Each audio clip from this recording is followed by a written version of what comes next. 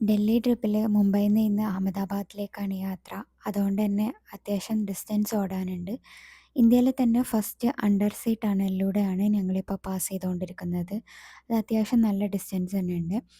അങ്ങനെ മുംബൈയിൽ നിന്നൊക്കെ ഞങ്ങൾ വിട പറയുമ്പം ഉള്ളിലൊരു സങ്കടമുണ്ട്. ഇനി എപ്പോഴെങ്കിലും മുംബൈ കണ്ടുമുട്ടാന്നുള്ള ഇതിലാണ് മുംബൈയിൽ നിന്ന് യാത്ര പറയുന്നത്. അങ്ങനെ യാത്രയൊക്കെ തുടർന്ന് കൊണ്ടിരിക്കുമ്പം താനെ അവിടെയൊക്കെ എത്തിയപ്പോഴാണ് നമ്മളൊരു ന്യൂസ് അറിയുന്നത്. അത്യാവശ്യം നല്ല ഫ്ലഡ് ഉണ്ട് ബോർഡറിൽ, റോഡെല്ലാം ബ്ലോക്ക് ആയിട്ടാണുള്ളതെന്ന്. അങ്ങനെ അവിടെയുള്ള ഒരു ലോക്കലിനോട് സംസാരിച്ചപ്പം അവർ പറഞ്ഞു തന്ന ഒരു ഗ്രാമീണ വഴിയിലൂടെയാണ് ഇന്നത്തെ യാത്ര. ഇതുവഴി നമുക്ക് ഗുജറാത്ത് കടക്കാൻ വേണ്ടിയിട്ട്.